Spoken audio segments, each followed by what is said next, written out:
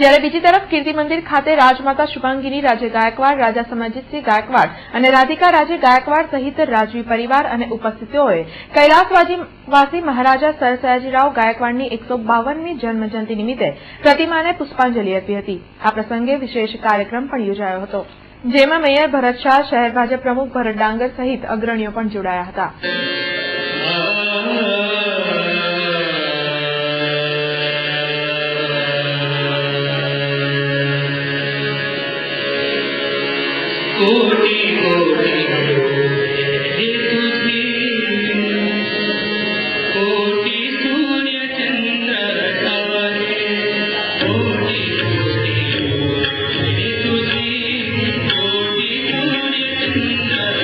हम हर साल उनकी जो शुरुआत एक भजन और पूजा से करते हैं और उनको याद करते हैं, उनकी जो कुछ उन्हें दिया है बड़ौदा को, ये देश को, एक हमें उनसे सीखना चाहिए। और इस अवसर पर ये अच्छे दिन पे सभी बड़ौदा वासियों को बधाई देना चाहूंगा और शुभकामनाएं देना चाहूंगा। સયાજીરાવનો જન્મ જયંતિ છે એટલે આજ કીર્તિ મંદિર જેમને નામના સ્થળ છે, અમે બધા પરિવારજનો અને વડોદરાવાસીઓ અહીંયા ઉપસ્થિત થયા છે એમને આદર કરવા માટે, એમને રિસ્પેક્ટ પે કરવા માટે।